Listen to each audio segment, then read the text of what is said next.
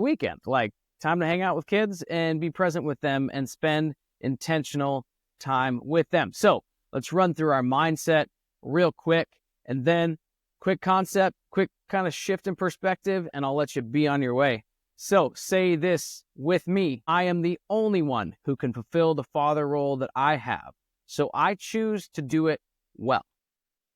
I get to show up well for my kids. Imperfection is reality. Ownership is a choice.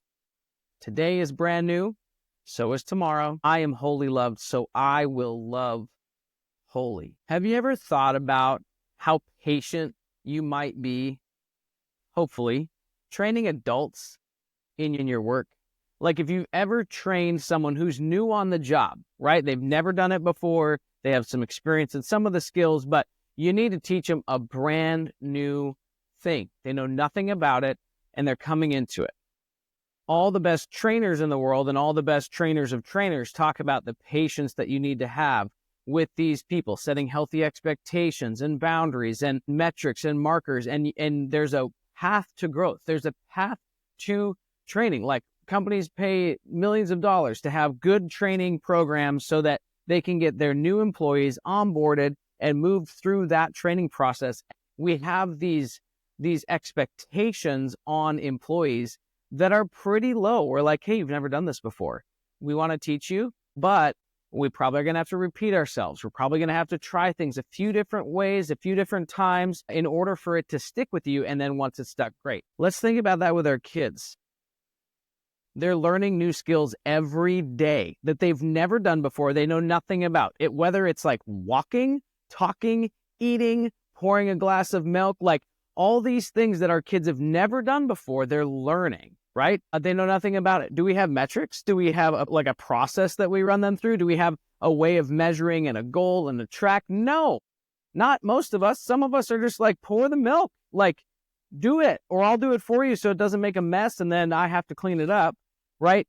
So the point is, many times we have child level expectations on adults that we train in the workplace, but we have adult level expectations on our kids at home. Have you ever said, how many times do I need to tell you? Brush your teeth. They're kids. Like, they might not hear you. They maybe did hear you and don't want to, but we have impatience because I told you once and that should be all it takes, right? If you say that to an employee, they'll be like, it's my first time ever doing this. I don't think I know how to do it right away. The point is, we need to stop having adult level expectations on our kids when they're 3, 4, 5, 6. So whatever it is, whatever the task is, the expectation level of the task needs to match the age level and the ability level of the kid. And I'm not saying do everything for them. I'm not saying lower your expectations so that they can, like, all I'm saying is within you, how are you approaching your kids as they're learning new things? Maybe they're going to try ride a bike this weekend. Maybe they're going to try ice skating for the first time this weekend. Maybe you're going to do something today that they've never done before. Maybe they're 3 and you want them to start pouring their own glass of milk or their own cereal. Are they going to spill? Yeah. Are they going to fall? Yeah. Are they going to get hurt? Potentially. Not the worst thing in the world.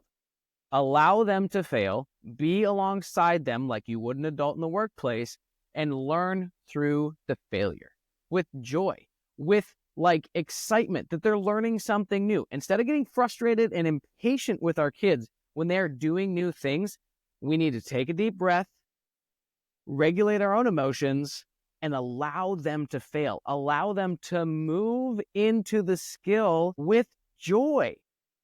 How many of you have tried something as a kid and your parent got all over you? Your dad was like, oh my gosh, how many times do I have to tell you? How many times do I have to show you?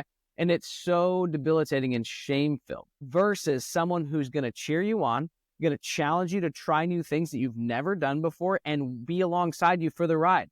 So this weekend, as you move into it, find some new things for your kids to try, champion them on the way, and celebrate the failure because it means they tried something they couldn't do. It means that they're working, they're growing, and they're stretching. Allow them to fail, move through it. You can do this. You got it.